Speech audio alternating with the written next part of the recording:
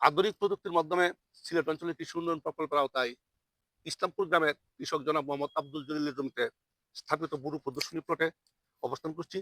আমরা প্রদর্শনী চাষের সাথে কথা বলবো। আসসালামু আলাইকুম জলিল ভাই, ওয়ালাইকুম আসসালাম ভাই। কেমন আছেন? জি, ইনশাআল্লাহ ভালো। আপনি ভালো আছেন? আলহামদুলিল্লাহ।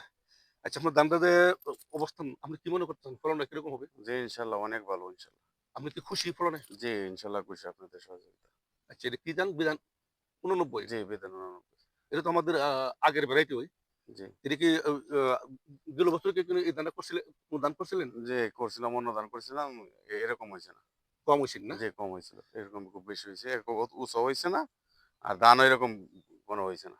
যাক, আমরা এটা প্রদর্শন প্লটটা অবজারভেশন রাখলাম। যদি দেখা যায় যে ফলনটা কি আসে, সঠিক ব্যবস্থাপনায়। আর এই বর্তমানে যে থিউবিট, ওরোবিট, কমলা আছে, এগুলো দেন নাই। না, জি না।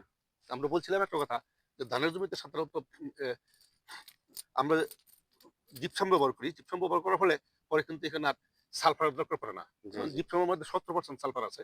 এই কথাটা আপনারা বলছিলাম, আমার কথাটা রাখছেন। জি, জি, আমি লক্ষ্য করছি আপনাদের মাঠের মধ্যে অনেক জমি জমি চিরা হয়ে যায়, ধান পাতা পুরো নিচের দিকে আসে, ফলে বলে এটা ব্লাস্ট। আমি জি, আগে আপনারা বলছিলাম যে আপনার জমিতে ব্লাস্ট হবে না। জি, জি, তাইলে আর বিশেষ করে আমাদের বোরনের তেমন একটা ঘাটতি থাকে না ধানের জমিতে। কারণ এটা বারবার যে জমিতে আমরা বারবার সেচ প্রদান করি, এই জমিতে বোরনের তেমন একটা প্রয়োজন পড়ে না।